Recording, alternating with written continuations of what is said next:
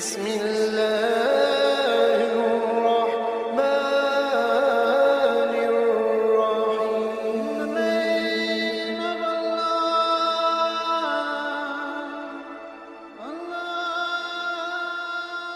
الرحيم. بسم اللہ الرحمن الرحیم. شروع اللہ کے نام سے جو بڑا مہربان اور نہایت رحم والا ہے. حضرت یونس علیہ السلام ایک عرصہ تک نینوا کے لوگوں کو توحید کی دعوت اور بت پرستی سے روکتے رہے، مگر قوم نے ان کی بات ماننے سے صاف انکار کر دیا. صرف یہی نہیں، غرور و تکبر میں مبتلا قوم دیگر نافرمان اقوام کی طرح آپ علیہ السلام کی دعوت کا مذاق اڑاتے رہے. جب ان کی سرکشی اور نافرمانی انتہا کو پہنچ گئی تو اللہ تعالیٰ نے حضرت یونس علیہ السلام کو حکم دیا کہ وہ لوگوں کو آگاہ کر دیں کہ 3 دن کے اندر ان کے اوپر عذاب آنے والا ہے. آپ نے قوم میں اس کا اعلان کر دیا، اور یہ سن کر قوم نے آپس میں مشورہ کیا تو اس بات پر ان سب کا اتفاق ہوا کہ ان کی قوم نے کبھی انہیں جھوٹ بولتے ہوئے نہیں دیکھا، لہٰذا ان کی بات کو نظر انداز نہیں کرنا چاہیے. مشورے میں طے پایا کہ اگر دیکھا جائے کہ یونس علیہ السلام رات کے وقت اپنے گھر میں رہتے ہیں تو جان لو کچھ نہیں ہوگا، اور اگر وہ یہاں سے کہیں چلے جاتے ہیں تو جان لو صبح عذاب ضرور آئے گا. حضرت یونس علیہ السلام رات کو اس بستی سے نکل گئے.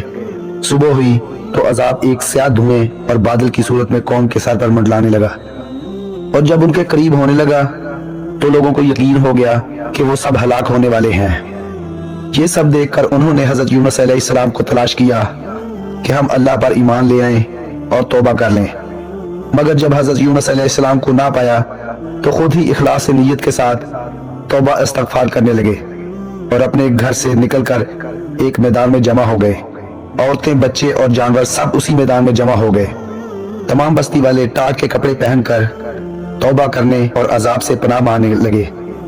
اللہ تعالیٰ نے ان کی دعا قبول فرما لی اور عذاب الہی سے بچا لیا. یہ جو دن تھا یہ 10ویں محرم کا دن تھا، اور ادھر حضرت یونس علیہ السلام اس انتظار میں تھے کہ قوم پر عذاب نازل ہوگا. ان کی توبہ استغفار کا حال انہیں معلوم نہیں تھا. جب عذاب ٹل گیا انہوں نے کہا کہ قوم اب مجھے جھوٹا قرار دے گی. میں نے ان سے کہا تھا کہ 3 دن کے اندر عذاب آئے گا. اس فکر میں وہ شہر چھوڑ کر چل دیے، یہاں تک کہ بحیرہ روم کے بالکل کنارے میں پہنچ گئے. وہاں پر ایک کشتی دیکھی جس پر لوگ سوار تھے. آپ کو ان لوگوں نے پہچان لیا اور کرائے کے بغیر کشتی پر سوار کر لیا. کشتی روانہ ہو کر جب بالکل درمیان میں پہنچی تو وہ کشتی وہاں پر ٹھہر گئی، آگے نہیں جا رہی تھی.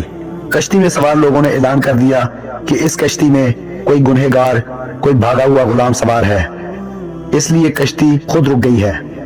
انہوں نے کہا ایسے آدمی کو چاہیے کہ خود کو ظاہر کر دے تاکہ سب سے یہ مصیبت ٹل سکے. تو حضرت یونس علیہ السلام بول اٹھے کہ وہ بھاگا ہوا غلام میں ہوں. آپ علیہ السلام نے فرمایا مجھے اس دریا میں ڈال دو تاکہ تم سارے اس عذاب سے بچ جاؤ. کشتی والے اس پر تیار نہیں تھے. انہوں نے کہا قرآن اندازی کرتے ہیں، جس کا نام نکلے گا اسے دریا میں ڈالا جائے. لیکن قرآن اندازی میں آپ کا ہی نام نکلا.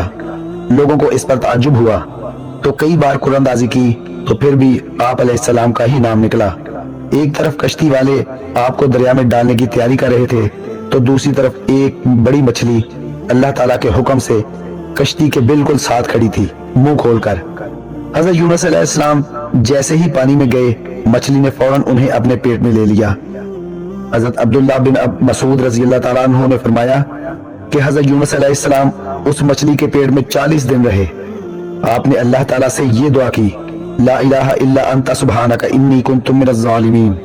جیسے ہی آپ نے یہ دعا کی تو اللہ تعالیٰ نے ان کی یہ دعا قبول کر لی اور مچھلی نے انہیں دریا کے کنارے پر رکھ دیا. دوستو ویڈیو اچھی لگی ہو چینل کو سبسکرائب کریں اور ویڈیو دوستوں کے ساتھ بھی شیئر کریں. اللہ تعالیٰ آپ کا حامی و ناصر ہو.